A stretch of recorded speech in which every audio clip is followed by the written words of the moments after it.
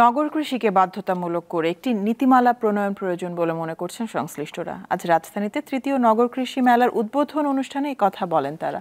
ব্যাপকভাবে নগর কৃষি গড়ে তোলার পাশাপাশি সুরক্ষিত কৃষি নিশ্চিত করার উপরও গুরুত্ব দেন বক্তারা।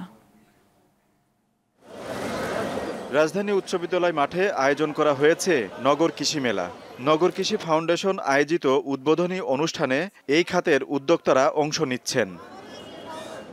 আয়োজনের প্রতিপাদ্য নিরাপদ খাদ্য ও পরিবেশের টেকসই উন্নয়ন, প্রয়োজন কৃষির সুরক্ষিত সম্প্রসারণ। আলোচনা সভায় বক্তারা বলেন, নগর কৃষি বাধ্যতামূলক করে একটি নীতিমালা থাকা প্রয়োজন। আইন থাকলে নগর কৃষি হবে আরও পরিকল্পিত ও পরিবেশ বান্ধব। আমাদের সব নগরে 10% হয়তো ছাদ বাগান বেলকুনি বাগানও কাভারেজ দেয়নি। তো সেটিকে যদি আমরা 100% নিয়ে যেতে চাই, তাহলে এই সুরক্ষাটা অত্যন্ত জরুরি।